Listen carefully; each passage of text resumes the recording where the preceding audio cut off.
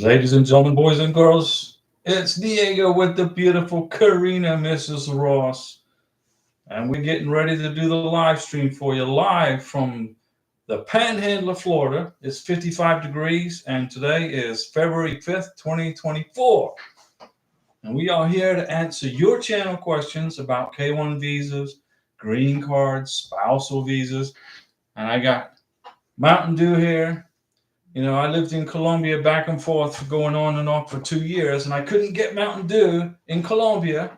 But now, Karina and I, we're finally married, and we're ready to go and answer your questions. We got Bud Garcia. Good afternoon, Mr. and Mrs. Diego from Washington State. No problem, Bud. Jeniella James. Hey, Diego and Karina. What's going on, guys? How is everybody? So I got my list of stuff left that I got to do for Karina for her green card. We don't have much more to do, okay? Not much to go. Not much more to go. And we're going to get the green card application in the mail on February 28th, which is what? About 3 weeks from now, okay? And we got Jeff from Atlanta. Jeff in Atlanta, Georgia. What's going on, Jeff? How's everything in Atlanta? And Jonathan Linda, good to see you, Diego. Jonathan from Long Island, New York. Long Island, we got Long Island, Jonathan in Long Island. We got Jeff in Atlanta and Bud Garcia in Washington State. So we got the whole, basically the north, south, and the west coast of the United States covered. Today was a good day. We went out. I took Karina and to the boardwalk. She walked around the boardwalk, and then we went to Big Lots. And she signed up for she got her name in Big Lots. So she's got the discount card for Big Lots. And I'm going to put that in the green card application. Okay. We got James Wright, greeting mates. What's going on, James? Where are you at, James? Where do you live? Which part of the great constitutional republic do you live in? Janiella James, Diego, every time the website shows my progress for my hubby's green card, 4 weeks, then it switches to 4 months. So that means it's not accurate. I don't even pay attention to what that site says. Janiella, don't even pay attention to it. It's totally incorrect. They told me it's going to take 18 months to get Karina's K-1 visa NOA-2 letter, and it took 13 and a half months. So don't pay any attention to that propaganda coming out of that website in the immigration. It doesn't mean a thing. David B. Hey, lovely Ross, couple questions for you. K-1 visa is in ready status. Good job. We've completed the DS-160. Should we be receiving more documents or approval letters in the mail before we set up? All you need, David, it depends on what country. I don't know what country you guys are processing your K-1 visa in. But if you've got ready status, you should be able to go. If you've already submitted the DS-160, have you submitted it? Did you print the confirmation page? Did you do that? Have you printed the confirmation page for your DS-160? Have you done that? You should be able to. Let me see. So David B's in Mexico. So I think right now that the consulate in Ciudad Juarez or Mexico City, the embassy in Mexico City, if it depends on which one you go to, they're going to schedule the K-1 visa interview for you. Okay, that's what's going on with Mexico right now. So relax, just wait on the embassy. Send them an email, check in with the embassy. Send them an email and check in with them, okay? And that way you maintain your NOA-2 letter.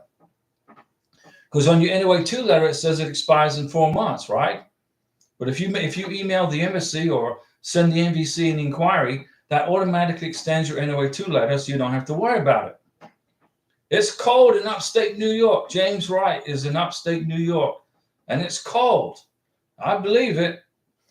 Ruben Torres, good evening, Diego. Blessings from Naples, Florida. Beautiful Naples on the west coast of southern Florida. You're near I-75, right? We are in the process of the adjustment of status. Okay, so what did you file your green card application? What do you recommend for medical insurance for my wife? I have Medicare Part A and B. Well, you know, is your wife, does she need medical attention or is she fit and healthy? Okay, put her on your health insurance. Put her on your health insurance. Go get her a social security number. It's good for 90 days. And then with the green card in process, put her on your health insurance. When you get the green card, go and update your social security number. So it becomes a legal permanent resident social security number, not an I-94 social security number. And let's see here. Viva Mexico. You got it. Today is Constitution Day in Mexico, if I recall. I believe today is Constitution Day in Mexico. Jeff, we just got the email from the U.S. Embassy in Manila, so we're going to pay our fees and scheduling her at St. Luke's. Then schedule her interview. St. Luke's Extension. There you go. Get that done. Get it done, Jeff. You're at the finish line. Okay, but don't be surprised if the doctor at St. Luke's Medical Extension Office asks for a sputum test on your beneficiary. Okay, don't be surprised. Okay, David B, confirmation printed. Okay, great job. Pay the visa fee and see if you can schedule the visa interview. But I believe the U.S. Embassy and Consulate will do it for you. All right, that's what I think in Mexico right now. Jonathan Linda, we had a nice honeymoon in Boston, very good, and visited the USS Constitution, okay, and lots of fun, safe pictures and museum receipts for the adjustment of status. Excellent idea. Immigration want to see evidence. Okay, I want to take Karina to Las Vegas in September. We're going to go out end of August, September. We're going to go to Las Vegas and hang out for a week. You guys are welcome along. I'll probably bring the laptop so we can do a live stream from Las Vegas. And I'll include that information when we lift the conditions on her 2-year green card. But we got tons of information for her green card application, including today a Big Lots application. She signed up with Big Lots. So she'll get discounts when she buys stuff at Big Lots. She's going to get all these discounts. Let me see. Chris and Emma. Hey, Ross, you got to have 620 credit scores to buy a house for $80,000 or $115,000. Want to get out of I want to get out of this apartment rent. I was thinking that $5,000 down for a house was a fixer-upper to live in it. You can do that if you want to get you a fixer-upper. Yeah, get a fixer-upper and take your time and restore the house. You can do that. Then you own the house, right? You're not paying the rent to somebody else. You own the house. The bank owns it, but you're going to be the owner of it eventually. In an apartment you own. David B, thank you. So, and Chris and Emma started bringing it up. Curious on it? Okay. Bud Garcia, does the NVC set interview for Thailand? Or do I have to? You have to. Bud Garcia, you have to schedule the visa interview. Chuck Norris, hey Diego, I'm so excited. My fiance has her interview this Friday. We remember on the 9th of February, right? If they approve her visa in the Dominican Republic, do you think she will have her visa physically with her before February 28th? Yeah, I believe so. I don't see any problem with that. Chris and Emma, this will be blessed for my new wife. I was wondering about it. Thanks. Okay, Chris and Emma, let me go back up and see what you were talking about when you started. Oh, I got you. Yeah, there you go, Chris. Get a fixer-upper house. Get it. Do that. That's a great idea. And then you work when you make a payment, it's going towards you, not a landlord, right? I got a pay raise when I got Karina out of Colombia because I was paying rent in Colombia. Plus, I got this house here, so I got a nice pay raise thanks to the K1 visa, right? Okay. Hillary Martinez. Hillary Martinez. Saludos desde Bogotá, Colombia. Hermana Bella, un beso y abrazo enorme. Diego, un abrazo. Gracias para abrazo. Se le quiere mucho. Sí, en Testrano también es difícil, sí, separado, familia separada, pero es vida, ¿qué? Es vida. Pero Karina Americana, gracias Colombia, no problem. Vacazioni, boom. See? Ruben Torres, is it mandatory to have health insurance in order to file adjustment of status? No, it's not mandatory, but I recommend you get it. It's not required. It's not mandatory. But back in the day, they tried to make it mandatory. I felt like we were living in a communist country. You got to buy health insurance. Really? Says who? Where in the Constitution does it say I got to buy health insurance? But it's good to have for your green card because it helps immigration. Immigration will see that you have put some kind of security on your wife or husband, but it's not mandatory. I think President Trump took away that socialist, mandatory Marxist ideology of where you got to buy something even if you don't want it, which is totally unconstitutional. Okay, I'm serious, guys. To our friends overseas, I want you to learn the Constitution. If you're going to live in America, you got to learn our Constitution. That way you don't get somebody trying to tell you to do something when you don't have to do it because it's a violation of your rights. Okay? You don't have to buy health insurance, but I recommend that you have it for the green card application. Okay? I recommend you have it. It helps you get your approval. Jonathan Linda, right after I got the marriage certificate, I went to the Social Security office to process a name change for my wife. Okay, there you go. Not a problem. But I think you may have to wait for the green card. Which state do you live in, Jonathan? We live in Florida. We got to wait for the green card to get here before we can go in and change Karina's name to my last name on her Social Security card. She should be getting her Social Security number in the next few days, actually. Jonathan, they said it takes up to 4 weeks to process because they have to reconcile their system with the DHS. Right. The Social Security office is in communication and contact with the Department of Homeland Security. That basically prevents fraud. All right. There's lots of folks out there trying to defraud the U.S. government, and whether it's for whatever nefarious reason. And this is just one other check that the government puts in place. Unless you're an illegal immigrant, of course. If you are an illegal immigrant, you can you can come in across the border with no checks or nothing, I think. I mean, it's crazy, right? We live in a crazy world. We do everything legally, by the book, follow the law, and yet illegals come in here and then they start demanding free stuff. Well, I want the free this and free that. What is up with these people? Seriously, okay? And why does our Congress allow it? I mean, the Republicans are in charge of Congress right now, right? They're in charge of Congress. Why do they allow this to continue? That's my question. Let me see. Jonathan, hang in there, Jonathan. I hope it comes soon, entering for week 4. No, you're good. Hard to establish a joint bank account, name as a beneficiary, and get her added to my work Blue Cross without Social Security number. That's correct. Hang in there. It's patience. You've got it. It's in process, right?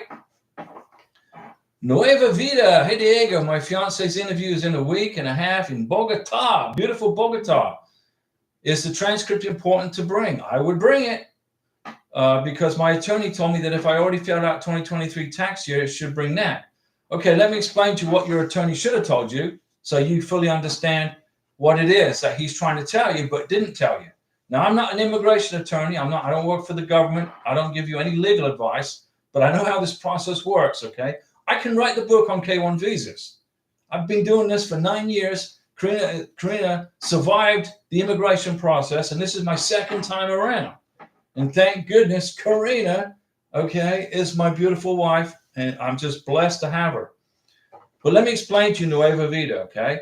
If you filed your 2023 tax return, the IRS has not created a transcript for you yet. They probably won't create a tax transcript for you until probably April, May, somewhere in there, okay? So even if you ask for a tax transcript, you're going to get a letter from the IRS that says no record exists. So what you got to bring to the visa interview, if you filed your 2023 tax return, is your 1040, your W-2 or 1099, and, don't forget the bank statements, 12 months worth of bank statements, a letter from your boss telling immigration where you work, how much you make, and 6 months worth of pay stubs. But, I'm filing my taxes at the end of this month for 2023. I'm going to file my 2023 taxes at the end of this month, and I'm going to include it in the green card application for Karina, my 2023 tax return. But I can't get a tax transcript till probably April, May, or June. And it's not my fault. So you write a little letter and say, Dear immigration officer, here is my 2023 tax return, 1040, 1099. I don't get a W-2, etc. I couldn't get a tax transcript because it won't be available until probably the spring. And you sign the letter and you date it, and it makes it a legal document. And immigration say, okay, no problem, and they will accept your 2023 tax return. Okay, on your 1040, make sure you stamp it copy. Not, you got to put a copy stamp on there somewhere. Okay, so immigration knows it's a copy. So the question to Nueva Vida is the transcript important to bring? No, you can't get it, so don't worry about it. Because my attorney told me that if I already filed 2023 tax year, I should bring that. Well, you can't get it. If you filed your 2023 tax return, go ahead and try and get your tax transcript. See if you can get it. If you can get it, fine. If you can get it, but I don't think you'll be able to get it. They haven't yet created your file.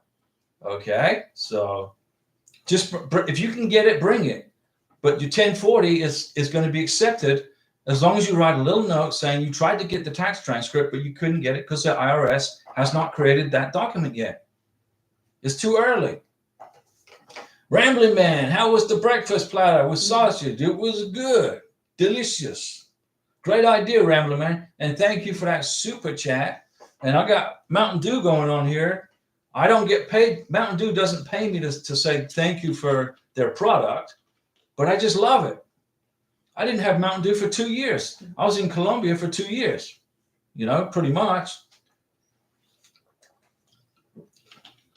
And Larry Piercy is on station. Larry, welcome aboard, shipmate.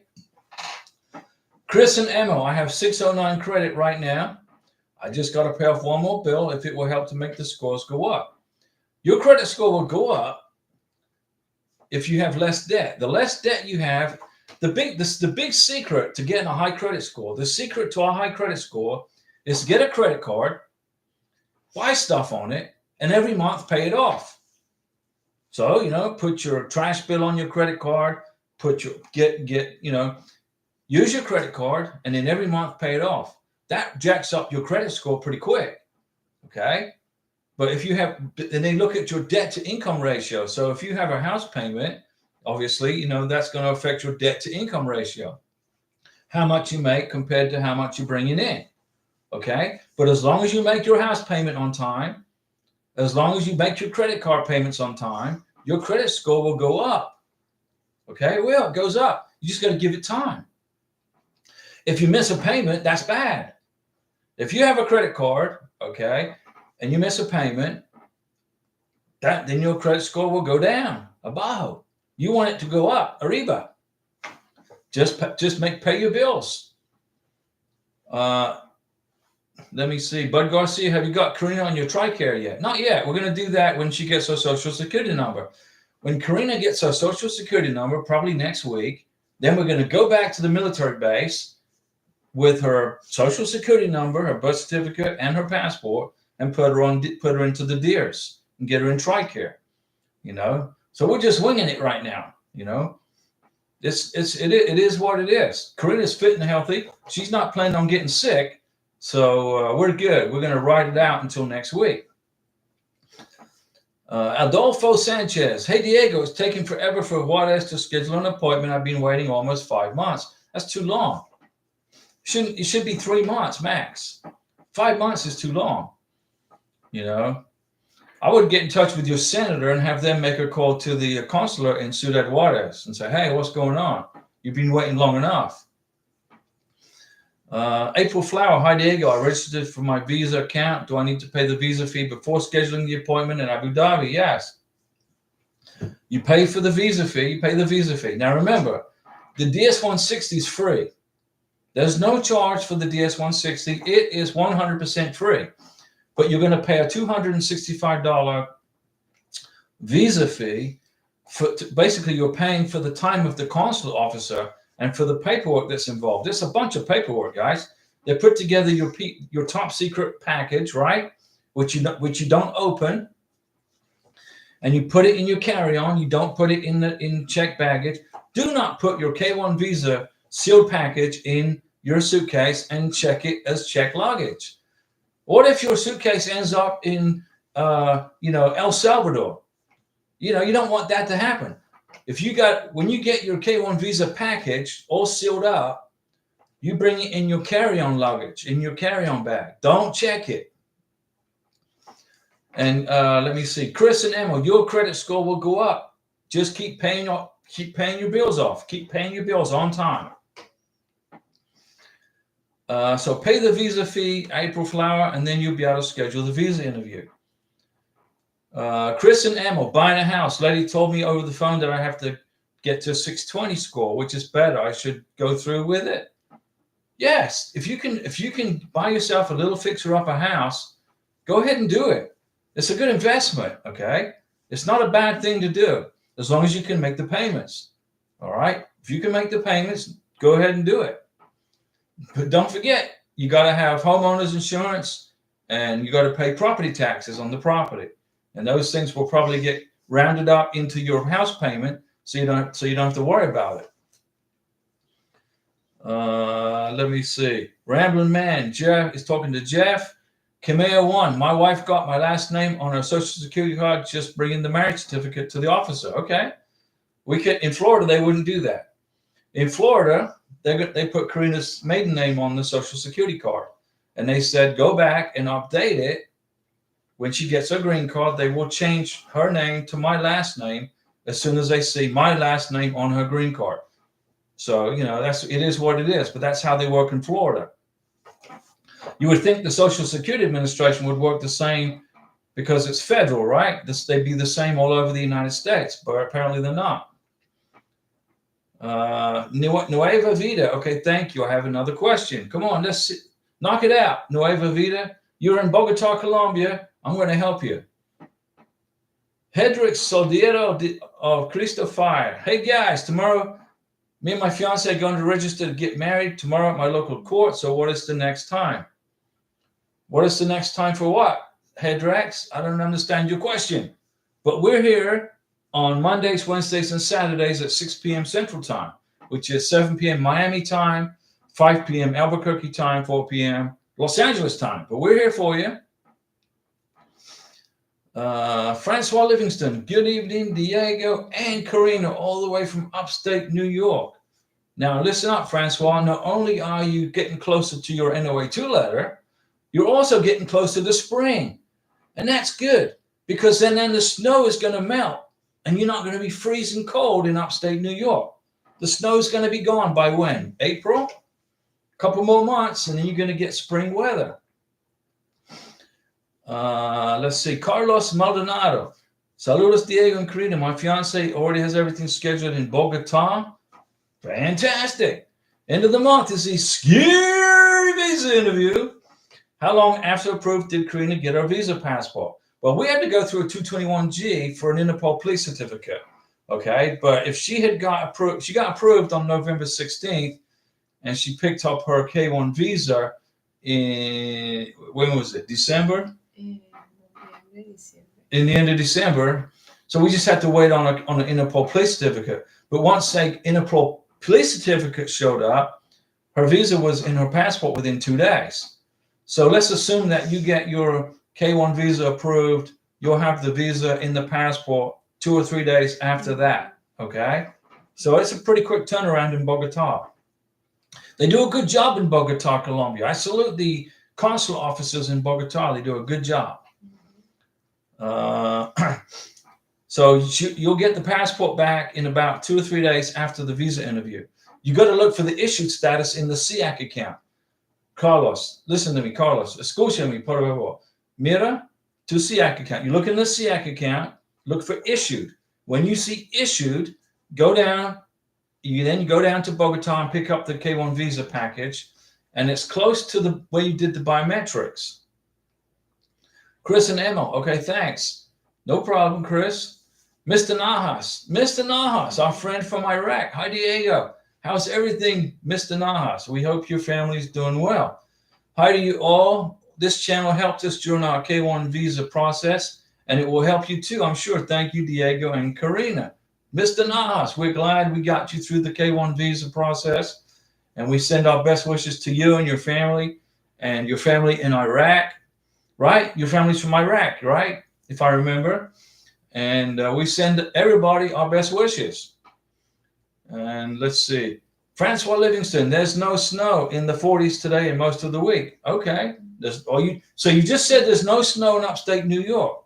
Guess what? There's going to be snow now because you said there's no snow. Haven't had much snow this winter, getting close to 7 months. Okay. That's no problem. Patricia T. Collison. Hi, Diego and Karina. Hope all is well. We're good. And Mr. Nahas, correct, from Iraq. We salute our friends in Iraq. And, remember, the embassy in Iraq is closed. The U.S. embassy is not processing K-1 visas. And they're not processing K-1 visas at the consulate in Erbil. Isn't it Erbil, Iraq? So if you're watching this from Iraq and you're in a K-1 visa process, you got to get your sponsor to change the embassy from Baghdad to, let's say, Abu Dhabi or Turkey, Ankara, Turkey, or Abu Dhabi. Okay, we want to see you get here safe and sound from Iraq, guys and girls. But right now the embassy's closed. Francois Livingston, can't wait, Diego. You're close. Not much time left, Francois. So excited to continue this wonderful, rewarding journey. Thank you for yours and Karina's support. No problem. We're here for you. That's why we're here. The K-1 visa is a nightmare, right? You think it's easy. You get your K-1 visa package together and you send it to the lockbox in Dallas after you figured out where to send it. You figure it out. And then you get your NOA 1 letter. And then you're like, what do I do now? What happens now? Right? Well, then you wait for your NOA 2 letter. And you hope and pray that you didn't make a mistake so that you don't get an RFE, which is a request for further evidence. If you're very accurate in your K-1 visa process, you won't get an RFE. If you make stupid mistakes, you will get an RFE. Okay? So just when you've got your K-1 visa package on your desk at your house, don't mail it for a couple of days. I know you're in a big hurry. I got to get it in the mail so I can get this thing in process. Don't do that. Sit on it for a couple of days and go through it again, review it, and I bet you find a mistake. Review it again. I bet there's something in that you messed up, that you forgot. You didn't do this, you didn't do that, because your mind is got so much going on that you forget stuff. And it's normal human nature. Okay? So yeah, an RFE is better than a denial, Antonio. You're absolutely right. But an RFE will slow your case up. The only way you're going to get a denial from USCIS is if you totally don't qualify for the benefit. If you totally don't qualify. Okay? Bud Garcia, when do you think I will get my welcome letter from the NBC? Because it has been almost 4 months. Well, it took me, I got my welcome letter in 4 months, 119 days, right? So you should be getting your NBC welcome letter any day, this week. Hopefully this week. Not much longer, bud. You should have got it already. Headrex, next step. The next step, well, once you get married, you file for the green card. You got to file the adjustment of status, okay? And I've made 3 videos on how to adjust status to green card. And that's another part of the process you can't mess up. You got to be careful when you put the paperwork together, all right? Be careful. It's not hard to do. You don't need an immigration attorney to file a green card. You don't need an immigration attorney to file a K-1 visa or a spousal visa, okay? The paperwork's easy. And I mean, unless you really just don't have the time. If you absolutely do not have the time, if you're working 6 days a week, then have somebody help you with it. But it's not hard to do. The problems arise when people get in a hurry and they mess up the paperwork. They get in a big hurry. I got to get my green card.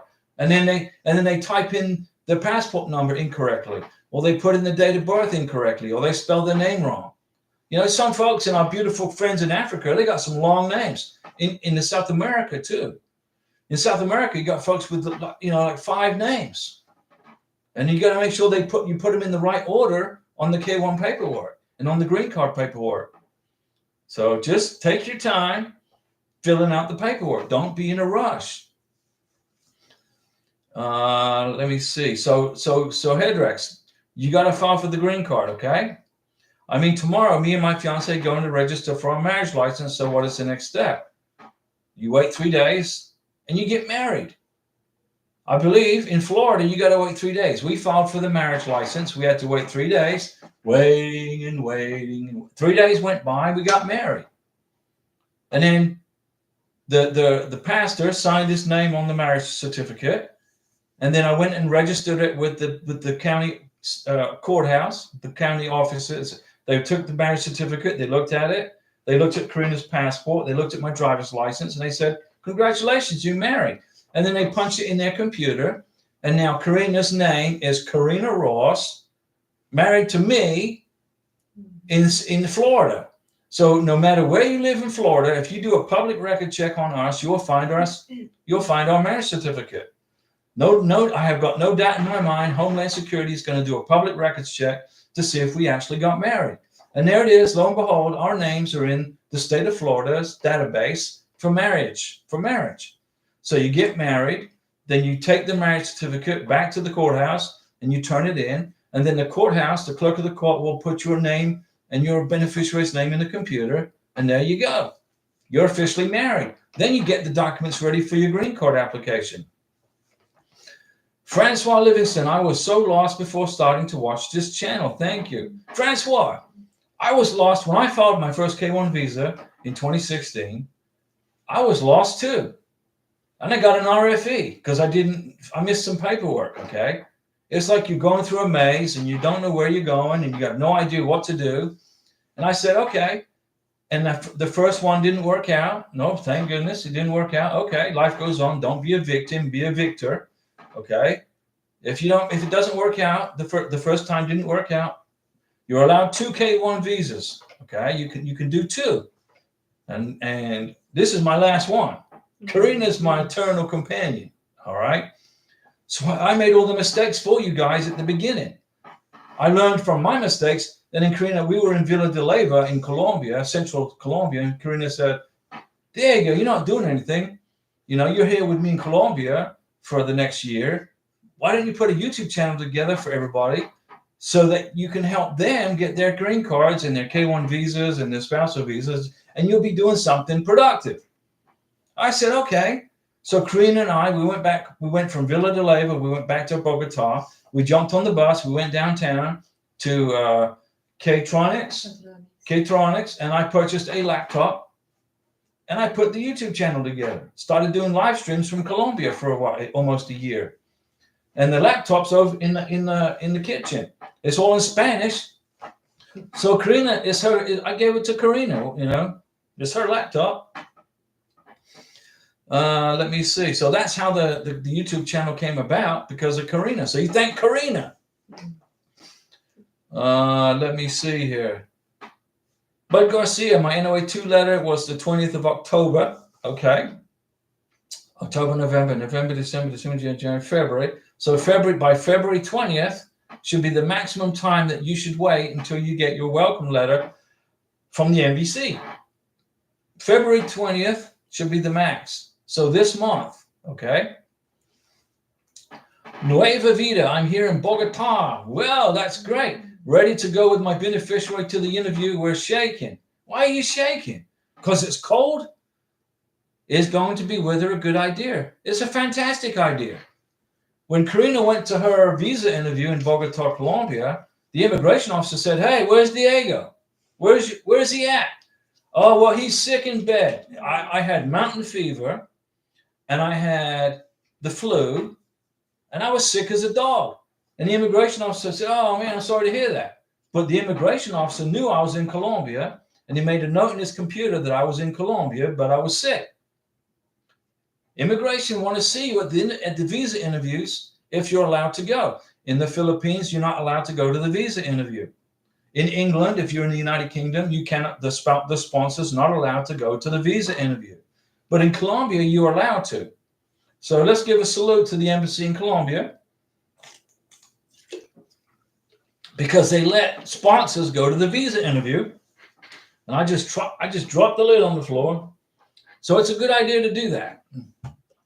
If you can go. I was going to go with Karina. It was 4:00 in the morning. I was like just so sick. And Karina woke up at 4 o'clock in the morning and she said, no, you stay in bed. Don't leave the house. Oh, yes, yes, boss. And then Karina got ready, put on her business attire, because, you know, that's how you dress for the visa interview. You dress in business attire because a visa interview is a job interview. You're going to a job interview. Okay? Don't wear jeans and a t-shirt and a bow cap like that. Don't do that.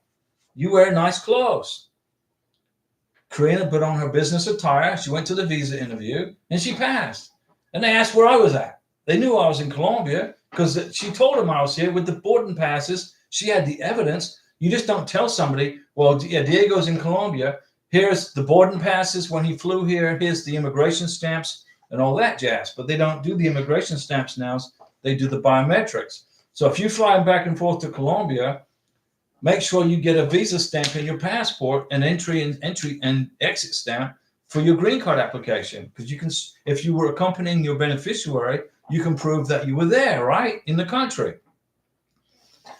And that looks good on the visa, on the green card application. So headdress. I mean, tomorrow, me and my fiance going to register for our marriage license. Okay, wait 3 days, get the marriage license, and then get married. And then register the marriage at the government with the government. You know, the government wants to know you're married, right? And that's how you do it. And then you file for the green card. Once you've got everything together, that is a strong green card application. Bud Garcia, it is making me stress out and I don't know why. No, don't stress out. It took 119 days for me to get the MVC welcome letter, right? So 119, let's say divided by 30, that was 4 months. You got another couple of weeks to go. They're just slow because they're busy. Immigration's busy. Okay, they're busy. They work very hard for you guys. Really, they do. Think about it. Think about the day in the life of an immigration officer at USCIS in, say, California. They're looking at paperwork all day long. All day long. They're looking at birth certificates, police certificates, I-129Fs. It's a lot of work for them. And then they got to scan the paperwork. They got to scan it. Then they got to upload it. And then they got to send, you know, it's a lot of work. So just be patient, guys, during the process. Give immigration the benefit of the doubt. Let them know they haven't forgotten about you. I promise you, they have not forgotten about you. They're going to adjudicate your case. Okay? Some take longer than others.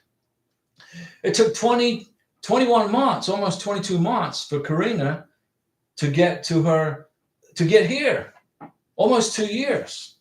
That's a long time, right? But it's getting faster and faster and faster. 2024, things are speeding up. I promise you, they're getting quicker. And don't stress this out, guys. Please don't stress this out.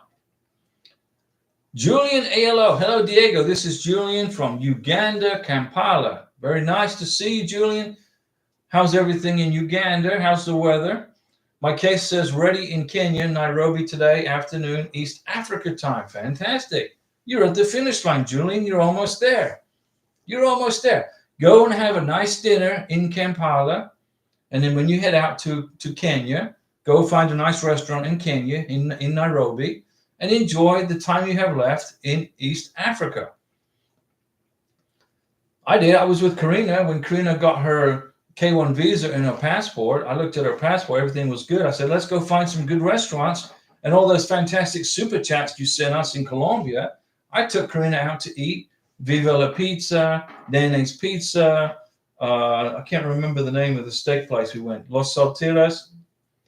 What was the name of that place? Santa Costilla. Santa Costilla. We ate at waffles and crepes. We had a good time. Because I knew I wasn't going to be able to go eat at Viva la Pizza for many, many years. And it's my favorite restaurant in Bogota, is Viva la Pizza. Let's see. Patricia T. Collison. I'm just patiently waiting on my fiance interview on Friday in Liberia, Monrovia. No problem. That's West Coast Africa, right? Isn't that West Coast? Or is that Central? That's probably Central. I can't wait for us to be together again after 14 months of being apart.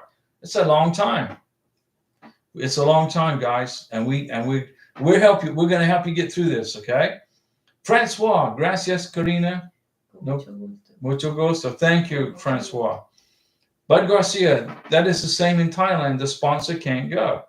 So in Thailand, in Bangkok, the sponsor can't go to the visa interview. Thailand, the Philippines, England. There's a young lady in England that watches the show, and her sponsor flew all the way to England to accompany her to the visa interview in London, and they told him to sit outside on the bench in the rain. He's like, what the heck? Okay, so he sat outside with an umbrella because you know it rains every day in England, right? Every day it rains in England, every day. That's why everything's so green. So he's sitting outside on the bench with an umbrella waiting for his beneficiary to get done with her visa interview. She passed it, and then they flew to the United States. But he wasn't allowed into the visa interview, and he was pretty messed up. Not messed up, he was pretty peeved, I should say. Larry Piercy, sorry again for the caps. Larry, you can use capital letters all you want. If your eyes are needing help with capital letters, okay, use capital letters, okay? This is your channel, guys. We do it for you. And and on Saturdays, I'm gonna start going to subscribers only, okay? For questions anyway. They can still watch the show, but for questions only, it's going to be subscribers only. Let me see. On Saturdays. Francois, I was thanking Karina for her brilliant idea for this channel. Okay, Karina understood. We're in Villa de Leyva, which is probably one of the most historic places in Colombia. We went and toured the Antonio Nariño house. We watched a wedding in the plaza. You know, 2 Colombians got married, and that was a fantastic experience. And we ate some great Mexican food in Colombia, in Villa de Leyva. The burritos. Those burritos, we ate burritos in Villa de Leyva. They were fantastic. It was really, really good. And I traveled all over Colombia with Karina. We went to Cucuta. We went to Cartagena, Santa Marta, Playa Bendita Beach, Playa Blanca or Blanca Playa. Playa Blanca. It's like Chauchi. Donde? That word right there. I can't even pronounce that word. But we had a good time. We went all over Colombia, and I saved all the boarding passes. We flew here, we flew there. And I included all those boarding passes and trips that we made. We made a bus trip. We took a bus trip from Cucuta, which is on the border of Venezuela, all over the mountains, down the mountains, up the mountains, down the mountains to Bogota, Colombia. To Bogota. I tell you, my head was killing me, and I thought I was going to basically, my lunch was, I'm just lucky my lunch stayed down. Because those mountains, I got really sick in the mountains. But it was a fun trip. Let me see. Julian, so after it says ready, I have to wait for the packet 3, packet 4. Yeah, you can. Yeah, but what I would do is send the embassy an email in Kenya and check in with the embassy in Kenya, in Nairobi, and say, hey, it's Julian, I'm checking in, and ask them, what do I do now? Even though you know what to do, ask them, what do I do? And more than likely, they will send you the packet 3, packet 4 email because you checked in with them and showed initiative that you're interested in getting this thing done. And Francois, yeah, Karina understood what you were saying. Rambling man, we finished the DS-160 and now we have to pay the visa fee. My fiance has kids. Do they pay the 265 as well? Rambling man, you're going to fill out a DS-160 for your beneficiary. You're going to fill out a DS-160 for each child. So if you got 2 kids and your beneficiary, you're going to fill out 3 DS-160s. You're going to pay 3 visa fees. And it's $265. Okay? So it's going to cost you $795 for 3 visa fees. You got it? 3 DS1. I'm assuming you got 2 kids, right? You said kids. I'm not sure if it's 2 or 1. Okay? But if you got 2 kids and your beneficiary, you're going to fill out 3 DS-160s. You're going to pay 3 visa fees, which are $265 per child or per person. Okay? So that's going to cost you $795 for visa fees. And that's it. There's no other charges, okay? Larry, you skipped me. No, I didn't. You said sorry again for the caps. Larry, what's the question? I don't see it. And I can't go up. I can't go back up. It does. I don't know what the question was. It didn't show up on the screen. Repeat it, Larry. No paperwork for changing last name here in Florida. How do you mean? No paperwork's required. When you fill out the adjustment of status form, you put your new benefit. You put Karina. When we filled out the green card paperwork already, and Karina's going in as Karina Ross. So when her green card comes to the house, it's going to say Karina Ross on the green card.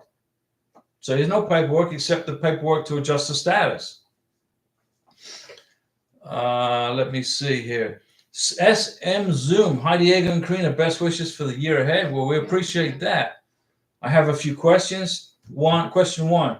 Do I have to pay the filing fee for the EAD form? No, it's free. When you file the I-485 for the green card, the employment authorization document I-765 is free.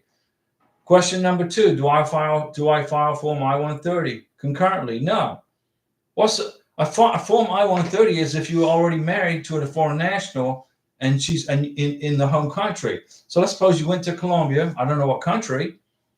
But let's suppose I married Karina in Colombia, which we didn't. But if we did, then I'd be filing form I-130. Okay. But you don't file the I-130 for a green card application. You came in on a K-1 visa. You get married. You file form I-860. You file the 485, the 864, and include a 693. Do a medical exam over again, even though you had a medical exam in your home country. Okay, I'm seeing people get RFEs because immigration's looking for the medical exam. Well, we got our medical exam in Bogota, Colombia, and everything was good. That's how she got into America, right? Immigration sometimes they want to see a second medical exam done by a civil surgeon in the United States, approved by the State Department. You might get an RFE.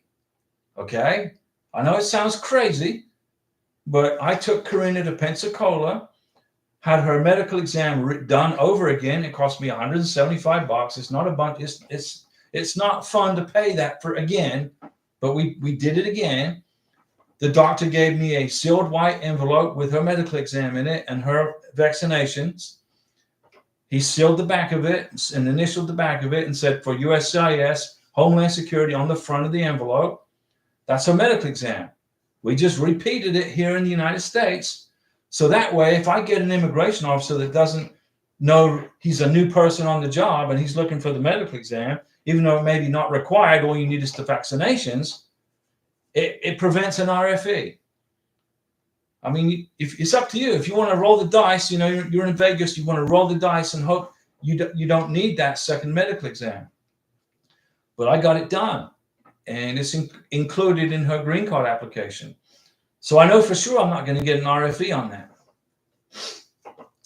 So SM Zoom, when you file for the adjustment of status for the green card, fill out form I-765, include it in the green card application, and there's no fee.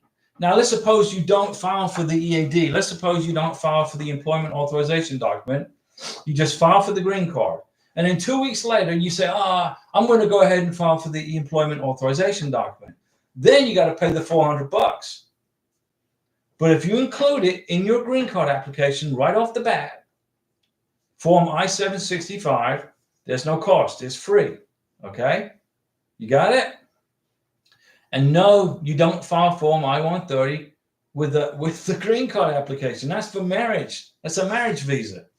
You're already married on the K-1. Patricia T. Collinson, Liberia, Monrovia is on the west coast of Africa. I figured they don't allow sponsors in for the interview. See, so Monrovia in Liberia don't allow sponsors in.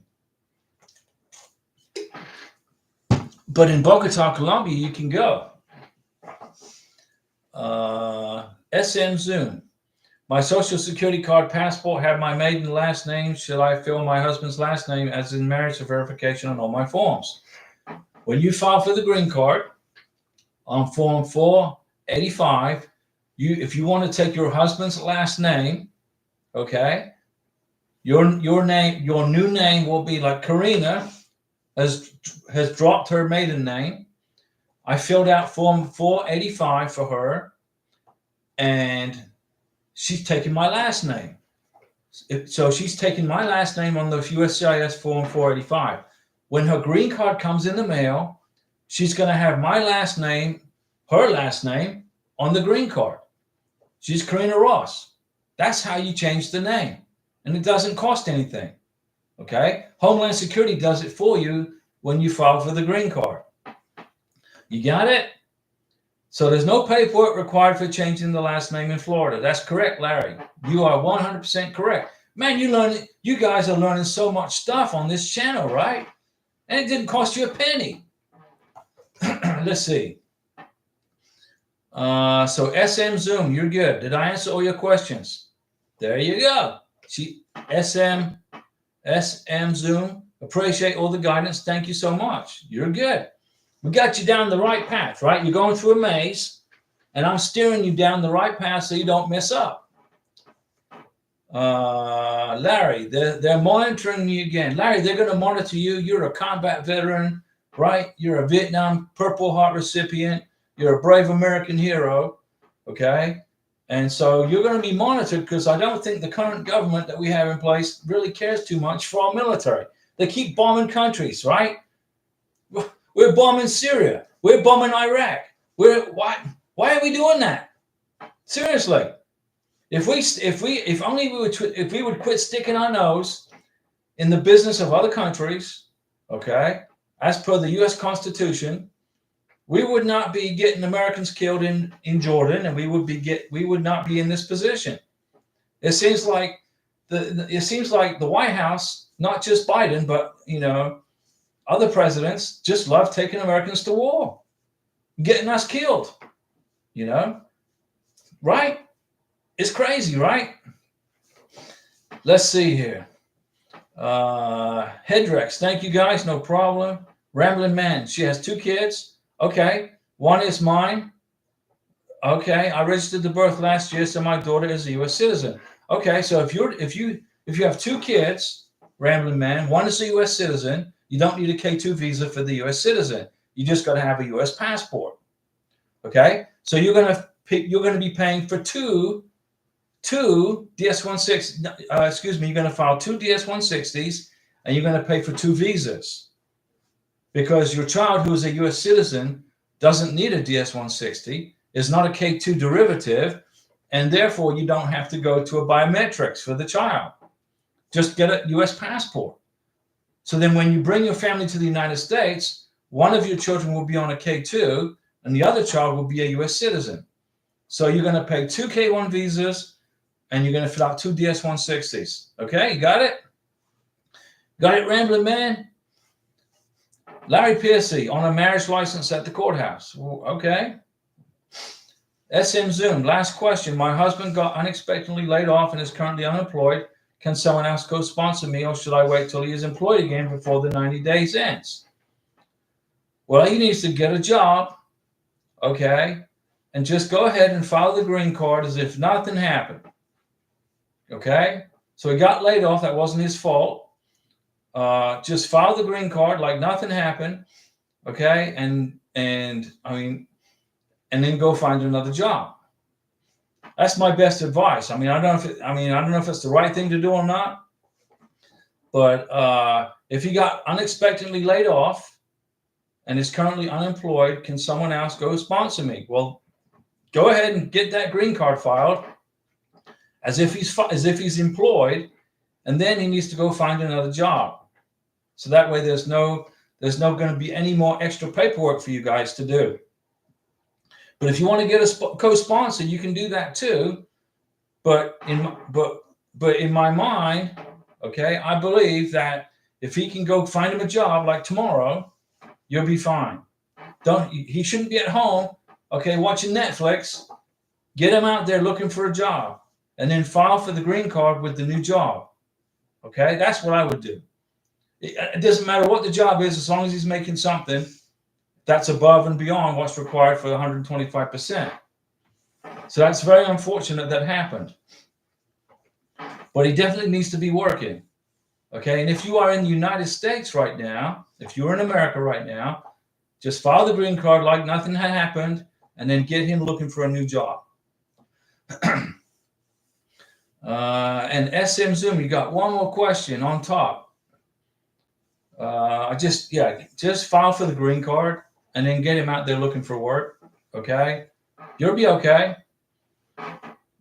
Julian, my case is ready today, Diego. So can I send the inquiry tomorrow? Send it tonight. Email the embassy tonight and say, hey, what's the status?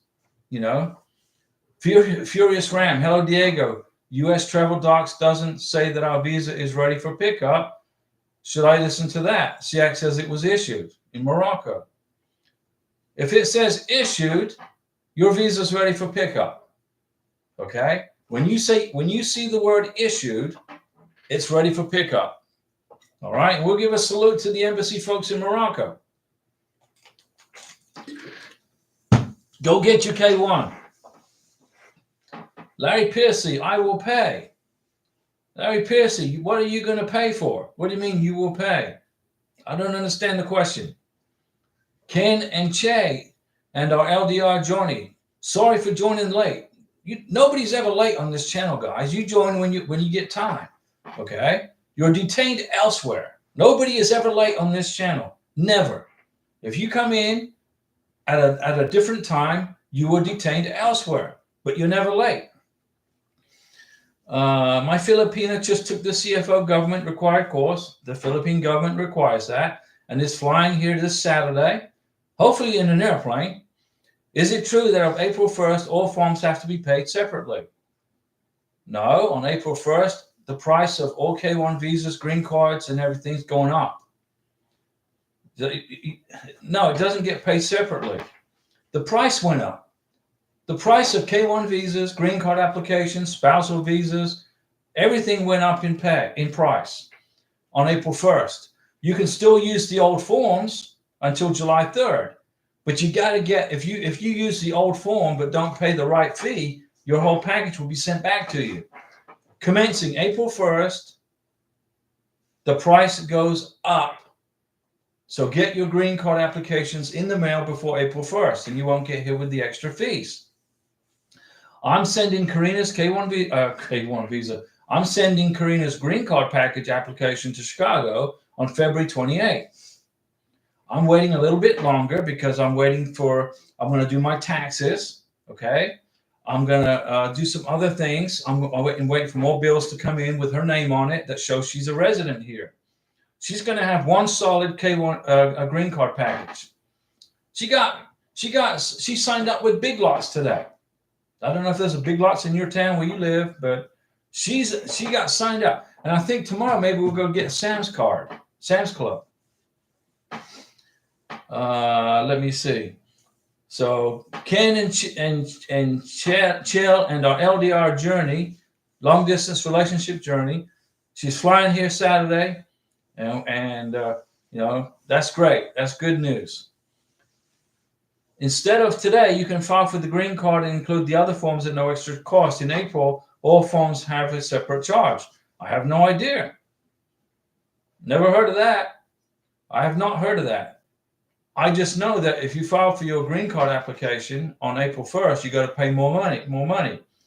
I'm going to assume that the EAD form is still free, and also the advanced parole is still free. Just include it in the green card application. But I have not heard of having separate fees for separate forms and separate charges. Why would anybody apply for a green card and pay for an EAD document? Because a green card is your legal permanent residence, right? If they start charging for the EAD document when you file for the green card, people are not going to pay it. It's a waste of money, because you're going to get your green card right after the EAD document, right? So I don't think there's going to be an extra charge for that, as long as you include it with your green card application. Larry Piercy, I'm going to stick my nose in their business November 10th, 2024. There you go. But is that when you get to vote, Larry? Right? That's election day, right? You live in Florida. I think the primary elections are in March. March 19th is the primary election. And Larry Piercy, good advice to SM Zoom. Yeah. Just file for that green card SM Zoom like nothing happened. And then get your husband out there looking for work. Furious Ram, hi Diego, what did you need to bring with you to bring Tokyo to America? Well, he needed vaccination documents. He had to be vaccinated. He had to have a physical by a veterinarian, a doctor a vet, and he had to have a chip put in his neck with our address here in Florida on the chip. So we went to downtown Bogota. Karina, got the cat with her. And we were on the bus, and in Tokyo, our cat got to enjoy a bus ride on the Transmilenio. Dos. He rode twice on the Transmilenio, and he came out of his little carry case. He put his paws up on the window and was looking out at the streets of Bogota, wondering where the heck he was. We took him to the vet. The vet took Tokyo to the back, gave him a medical exam, checked him over. Did they take sangre? Mm-hmm. They took his blood? No, they didn't. They didn't check his blood. Okay. So they just gave him they gave him vaccination. They gave him a physical. They asked, what's my address in Florida? Where do we live in Florida? Nosotros de dirección aquí in Florida. They put it in the computer. That went into the microchip, and the microchip went in the cat's neck. So she scanned it. The lady in Bogota, she scanned the cat, Tokyo's neck, and said, okay, your address is good. We put the cat in a carry-on bag, and he traveled for free as carry-on. The Avianca Airlines said, welcome aboard Tokyo. Buon viaggi. Enjoy your trip to Miami. And in Miami, the Border Patrol looked at the vaccination document. They looked at the medical exam. He had a physical. And they said, welcome to Florida. And as we were leaving the Border Patrol office, this other Border Patrol agent, she thought she was, she thought she was the commander-in-chief of all Border Patrol agents. And she started giving us a hard time over Tokyo, our cat. She said, you have a cat? I said, yeah, we have a cat. And your problem is what? She said, what kind of cat is it? I said, it's a Colombian cat. He's Colombian. So if you got any questions for our cat, you have to ask him in Spanish because he doesn't speak English. She looked at me like, what? I said, yeah, if you got questions for our cat, ask him in Spanish because he doesn't speak. And she's like, what? Do you have any paperwork for the cat? I said, yes. The Border Patrol just checked our cat in and gave him permission to enter the United States. Why are you asking us questions? Oh, I need to see the paperwork for the cat. So Karina said, well, ask Tokyo in Spanish. And she said, no. And then Karina was laughing. So she took the paperwork out of the bag and gave the paperwork to the lady. And she said, oh, okay. I'm like, lady, fine, go play in another sandbox, okay? So that's what happened. That was our day. So do we have any more questions, ladies and gentlemen, boys and girls, about K1 visas? And yes, you can bring from Bogota, Colombia. It's easy to bring a cat into the United States. It's not difficult, but you got to fly Avianca Airlines. American Airlines won't let you bring a cat on board unless you're military on orders. Delta Airlines won't let you bring a cat on board unless you're military on orders. Avianca said, yeah, you can bring the cat on board, but he's got to go under this chair in front of you as carry-on. So I didn't get it. They didn't bill me for the cat, just treated Tokyo as carry-on. Big Mitch, our interview date is set for April 12th in Brazil, Rio de Janeiro. Now, Big Mitch, congratulations on your interview for April 12th. Very important information for our friends in Brazil. Remember this, Big Mitch, your beneficiary must have at least 8 months of time left on her passport, on her Brazilian passport. Normally they ask for 6 months, but in Brazil they're asking for 8-9 months of time left on the passport. Number 2, Your beneficiary has to sign a singleness letter in front of the immigration officer at the embassy interview. The letter of soltera. Right. It's the only embassy I know of in the world that makes you sign a letter of singleness. But in Brazil, they make you do it. And you can get that form online at the U.S. Embassy in Rio de Janeiro. So go to Rio de Janeiro and look for the letter of singleness. So Big Mitch says passport expires 2027. Check. And the letter of singleness is printed and waiting for the interview. Check. There you go. Julian, Diego, do you know the email address of the embassy in Nairobi, Kenya? Because I'll send them the inquiry in the morning Africa time. I don't have it off the top of my head, but I'm sure, it's not hard to find, I'm sure. You know, if you Google U.S. Embassy Kenya and look for visas, go into the visa section, you should be able to find contact information there. And Larry just got spanked from the monitor. Larry, they're beating me down. I'm emotional. Larry, you did that deliberately, okay? You hit why. You did that. Not the computer. Your finger did that, okay? So don't give me a story.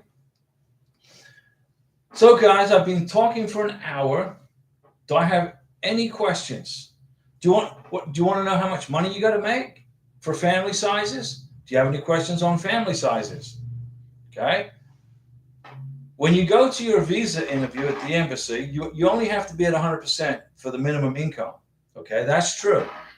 But when you get to the United States of America, you got to be at 125% to qualify for the green card. So what I recommend you guys do is if you're only at 100%, okay, so you're going to get through the visa interview. I would say get a joint sponsor before you even go to the visa interview. Okay. So that way you got that base covered for the green card. You know, the minimum income for a family of two at 125% is $25,550. That's the minimum. You got to make, in my opinion, at least $3,000 to $4,000 above that to avoid getting an RFE on the green card application for a joint sponsor. I have seen people who I saw somebody that made $30,000 a year get an RFE for a joint sponsor.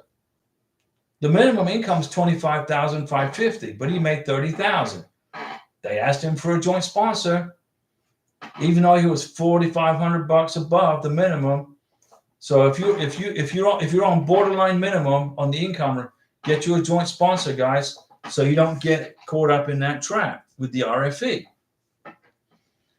Sissy Cote TV, how long does it take for the visa to be issued once approved? It depends on the country. I don't know which country. Which country are you talking about, Sissy? In Bogota, Colombia, it's 2 to 3 days, 4 days, somewhere in there. In London, England, it's 5 to 6 days. In Liberia, it's like about a week. In the Philippines, it's like a week. Sierra Leone is 7 to 10 days. Sierra Leone, West Coast of Africa, is about a week to 10 days.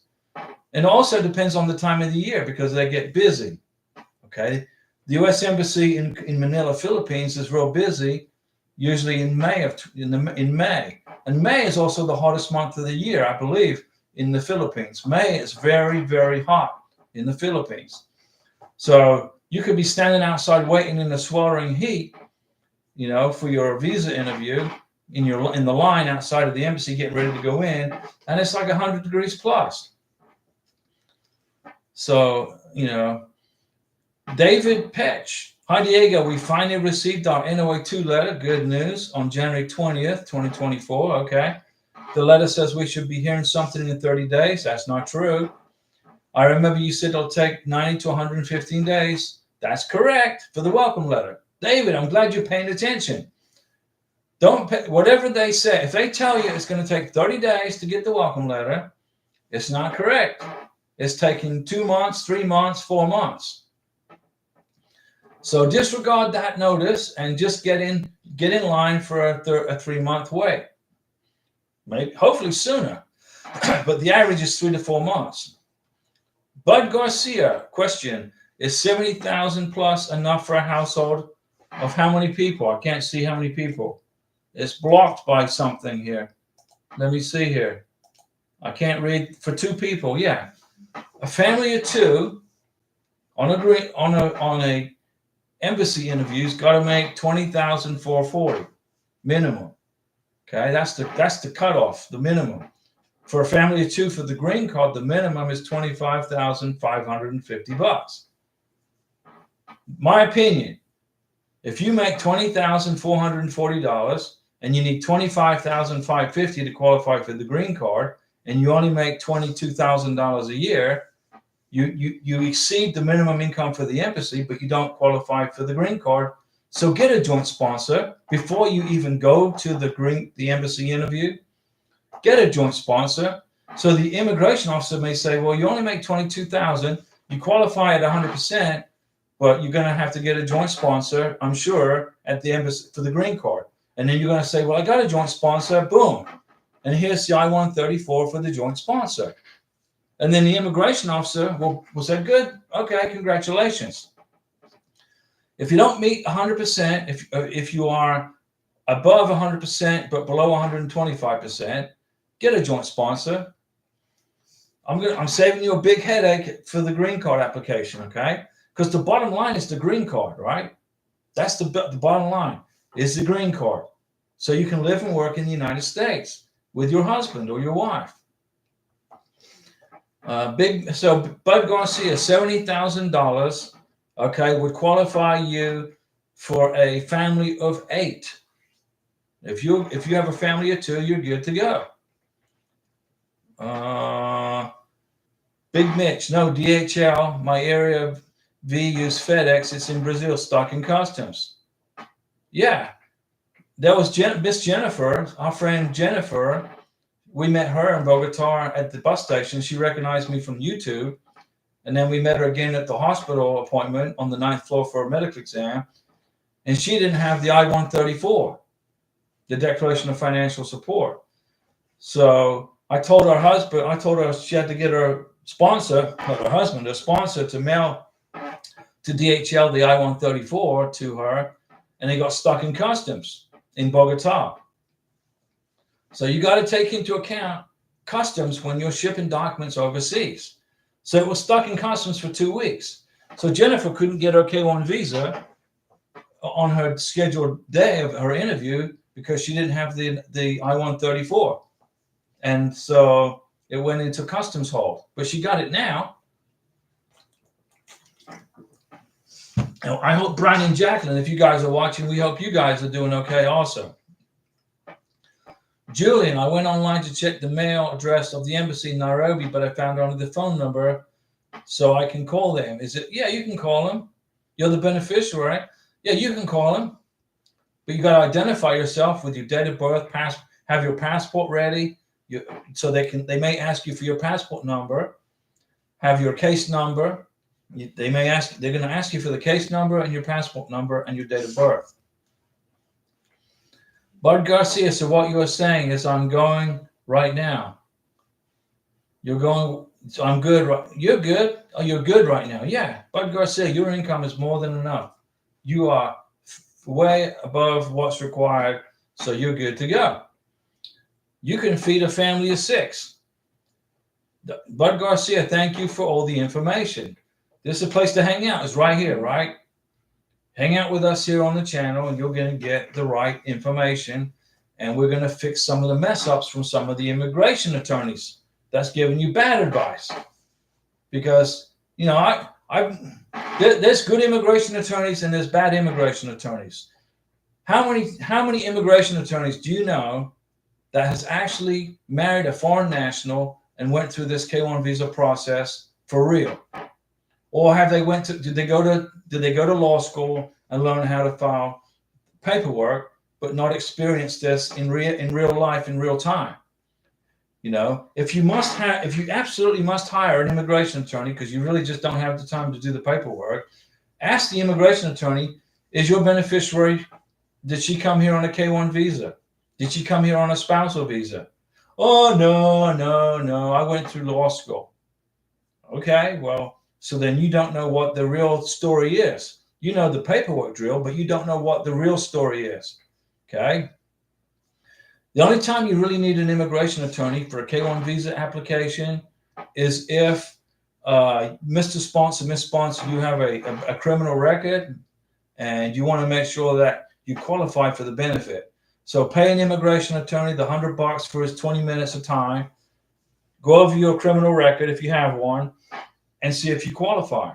Because you don't want to file a K-1 visa if you don't even qualify for it, right? And don't file a spousal visa if you don't qualify for it. If you have felonies, it's pretty much impossible to get a visa for anything. Chris is telling Larry to calm down. Julian, thank you. You're welcome. And Julian, Diego, I'll tell you about my journey so that you can post it. Everything is speed my side. I can't believe. Yeah, everything went quick for you, Julian, right? It's going quick for you in Uganda. And I'll make a video about your journey from when you got your NOA-1 letter to when you got your visa interview. I need to know the dates of your NOA-1 letter, your NOA-2 letter, and when you got your visa interview and all that. And I'll make a video for you. The RE podcast. I like that. The RE podcast.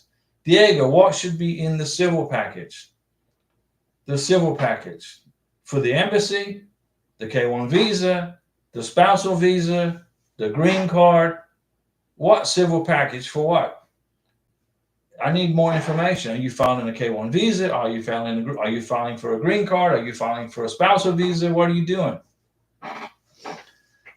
But if you're filing for a K-1 visa or you're going to the visa embassy, the civil package should be a copy of your passport, Mr. Sponsor, a copy of your naturalization certificate if you're a naturalized American, the police certificates for every country that you've lived in for 6 months or more, a copy of the birth certificate and all of K1s and K2s.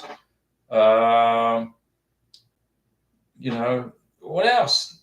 I'm just trying to assume what you're asking me the question. I'm trying to assume that it's for an embassy interview or for a K-1 visa application. Civil documents, police certificates, birth certificates, copies of passports, naturalization certificates. If you're a naturalized American, that's about it. Bud Garcia, I'm glad I found this channel around a year ago, and you've helped me out so much, and you have kept me positive. Hey, Bud, you're right there at the finish line now. Another week or so, you'll get the welcome letter, and then you're on the next step to Thailand. Okay. David B. Diego, when would I receive a K3, K4 packet? The K3 and K4s are pretty much obsolete. Those visas are obsolete. They don't even hardly issue them anymore. I feel like our interview is going to be scheduled soon by Mexico, but yet I feel like I'm still missing some documents. Will the petitioner receive it? You'll get the information to your email account. Okay. When I scheduled Karina's K1 visa interview, I used my email account. So the embassy was in touch with me with my email account. Then I got the information from the embassy in Bogota, and I forwarded the information to Karina to her email account. All right. The RE podcast, K1 visa, embassy Bogota. Civil documents for the K1 visa interview in embassy Bogota is assuming that your beneficiary is Colombian and is a Colombian citizen living in Colombia. She's going to need her birth certificate, original birth certificate, a copy of her birth certificate, a big blown up color copy of her passport, her Colombian passport, police certificate from Colombia, original police certificate printed in color from her cedula, a copy of her cedula document blown up nice and big so the immigration officer can read it. And if she has any kids, copies of the children's birth certificates blown up nice and big, and bring the original documents to the visa interview. All right? You got it? You don't have to translate anything into English for the embassy in Bogota. Birth certificates, letters of intent to get married, those are civil documents too. Create 2 new letters of intent to get married. They may ask you for it. Okay? One from you, the sponsor, and one from your beneficiary. Big Mitch, in Brazil, you need a police certificate for each state you have lived in Brazil for more than 6 months, just for your situational information. Yeah, I know that. Yeah, from each district. Okay? So if you in Brazil, it's broken up into different states like the United States, and you got to get a police certificate from each state. And I knew that already. And I know you know that already. And I made a video about it about a year ago. It's in the channel somewhere. Chris and Emma, okay, where are you guys going to eat at tonight? Where are we going to eat tonight? We're gonna eat here at house. Karina makes good food, man. David B, perfect, makes sense. Thank you, no problem. Scott Boyne, I did not send beneficiaries paperwork for use of her email currently at the MVC in California. No, the MVC is in New Hampshire. The National Visa Center is not in California. It's in New Hampshire. The U.S. Service Center, USCIS Service Center is in California. I did send mine. Will she just get a letter when it goes to Bangkok?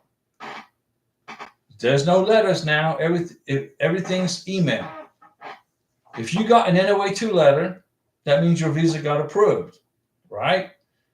USCIS in California will then send it to the National Visa Center in New Hampshire. The National Visa Center is not in California, it's in New Hampshire. The National Visa Center will then process a case number and then ship your visa to the U.S. Embassy in Bangkok, Thailand. And if you have included your email address in all correspondence with immigration, you will get the responses. You will get the information. Bud Garcia, Larry, I can't find you on the IM. Julian, Diego, but I don't have original birth certificate and police clearance from my home country, Congo. So because I'm a refugee here, I can't have any documents connecting me with Congo. Okay. So you were born in the Congo. You got to have your birth certificate for your K1, Julian. You don't have your original birth certificate. Do you have a copy of your birth certificate? Do you have a notarized copy? You must bring your birth certificate to the embassy interview, Julian, or you're going to have a big problem. You can't get a police clearance from Congo. You got to explain why. Immigration want to see it. They're going to want to see it at the embassy. So you're a refugee in Uganda from the Congo who's going to have your visa interview in Nairobi, Kenya. You got to have an explanation as to why you cannot get your police certificate from the Congo. You got to show evidence that you tried to get it. You got to show where you tried to get it and you couldn't get it. Okay? But I got documents from the lawyer and our notarized legal documents saying about the birth certificate. Okay, well, then that should cover you. That's what I was trying to get to. You got to show evidence that you couldn't get it. So then you should be all right. Okay? But the thing is this. You got to have some other evidence for your birth certificate. Do you have any family members that can write letters saying when you were born? Like, do you have people who are older than you who can write letters of affidavit saying when you were born, where you were born, date and time and all that? You gotta, if you can get that, that's a big benefit too. I bet your immigration attorney didn't tell you that, right? He didn't say that, right? But if you can get letters of affidavit from your family saying when you were born, where you were born, and the time, if they know the time, and they have to be older than you, they can't be younger than you, then you should be good to go. Okay, guys, I've been talking for an hour, 23 minutes. Today is what, Monday? Mm-hmm. We'll be back on Wednesday at 6 p.m. to continue this adventure, this journey down the K1 Visa Road. And Julian says, no, Diego, I'm the only child from parents and they passed away. Okay, write a letter, write an affidavit. You, Julian, write an affidavit and say, I am an only child, and both my parents have passed away, and get it notarized by an attorney or a lawyer, your lawyer in Uganda. Okay? Do that. See you guys on Wednesday, Mercoles, 6 p.m., Wednesday. Thanks for joining us, guys. We appreciate you hanging out with us. And I'm going to go watch a movie with Karina. I'm watching movies now. I haven't watched movies for years. Karina's got me watching movies. Thank you very much. May God bless you. And God bless you too, Julian. You've got this. But listen to my advice, okay? Get that done. And that covers any issue that could come up at the embassy interview. See you guys Wednesday.